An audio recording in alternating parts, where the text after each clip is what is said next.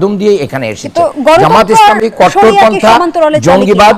কট্টরপন্থা, জঙ্গিবাদ, মৌলবাদ বলতে যেগুলো সাধারণত বোঝানো হয় সেগুলোর সাথে জামাত ইসলামীর কোনো সম্পর্ক নেই। বরঞ্চ জামাত ইসলামী এই দেশে রাজনীতি করে, এই দেশের মাটি, মানুষ, এদেশের কৃষ্টি কালচারকে ওন করেই রাজনীতি করে।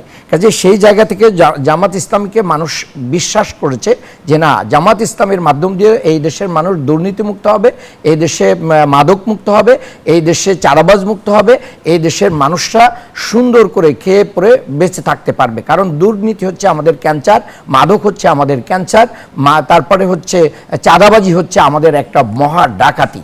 এই যে লুটপাটের রাজনীতির সাথে জামাত ইসলামীর কোনো সম্পর্ক নেই। জামাতের দুইজন মন্ত্রী ছিলেন এক সময়, তারা তিনটা মন্ত্রণালয়ের সাথে তাদের সম্পর্ক ছিল। সেখানে কোনো জামাতের যে অবস্থান সেটি আসলে উদারপন্থী কিংবা প্রগতিশীল রাজনীতির সাথে সাংঘর্ষিক। নারীর মর্যাদা ঠিক রেখে সব কিছুর ব্যাপারে, নারীদের ব্যাপারে জামাতের উদারতা রয়েছে, ইসলামেরও উদারতা রয়েছে।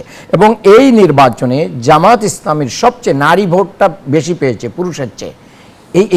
এই জায়গাটা কিন্তু এখন চেঞ্জ হয়ে গেছে। আপনারা যদি বারবার বলতে থাকেন যে নারীদের নিয়ে জামাতের যে অবস্থা। আমি বিশ্লেষকের মন্তব্য নিতে চাই। মাহবুব আজিজ, এবারের নির্বাচনে জামাত নারীদের ভোট সবচেয়ে বেশি পেয়েছে। ছোট্ট আরেকটু কথা আমি একটু বলে দিতে চাই ভাইয়ের, একটা 20 সেকেন্ড।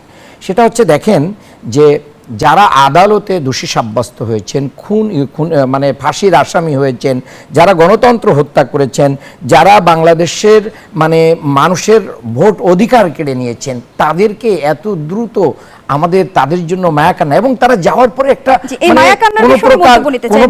একটা মানে নিজেদের পক্ষে